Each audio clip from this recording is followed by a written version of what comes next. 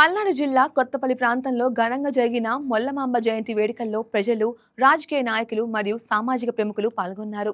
మన్యం పుల్లారెడ్డి హైస్కూల్లో ఆవరణలో కుమ్మర శాలివాహన సంఘం ఆధ్వర్యంలో ఏర్పాటు చేసిన కార్యక్రమంలో మొల్లమాంబ రామాయణ రచయిత్రి యొక్క విగ్రహానికి పూలమాలు అర్పించి నివాళులు చేయడం జరిగింది. ఈ కార్యక్రమంలో గురజాల ఎమ్మెల్యే ఎరపతినేని శ్రీనివాసరావు తనయుడు సాయి నిఖిల్ మరియు కూటమి నాయకులు పాల్గొని మొల్లమాంబ కవయిత్రి కీర్తిని స్మరించారు.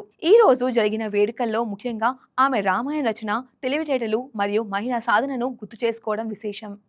15-16వ శతాబ్దానికి చెందిన కవిత్రి మొల్లమాంబ గారు ఆ రోజు మరి సాంప్రదాయ విద్యాభ్యాసం చేసి మరి మొల్ల రామాయణం కూడా రచించడం జరిగింది.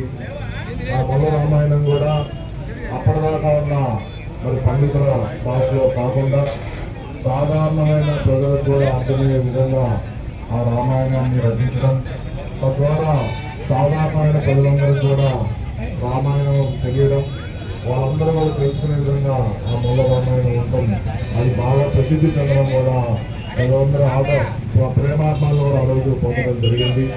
మరి మన ఆంధ్రప్రదేశ్ రాష్ట్రంలో పుట్టి ఇంత గొప్ప చరిత్ర కలిగిన కవిత్రి మొల్లమాంబ గారిని గుర్తిస్తూ మన ఆంధ్రప్రదేశ్ ప్రభుత్వం, గౌరవ ముఖ్యమంత్రి వర్యులు శ్రీ నారా చంద్రబాబు నాయుడు గారు మరి మొల్లమాంబ గారి జయంతిని అధికారికంగా కూడా నిర్వహించడానికి కూడా ప్రకటించి ఉన్నారు. ఈ 2వ సంవత్సరం మనం జరుపుకోవడం అధికారికంగా.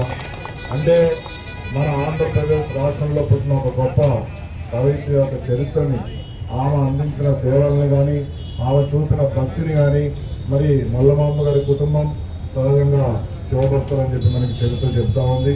మరి ఆమె చూపిన భక్తి కానీ, లేదా ఆమెకున్న నైపుణ్యత కానీ ఆమె రాసిన మొల్ల రామాయణంలో మనందరం కూడా చూసాం.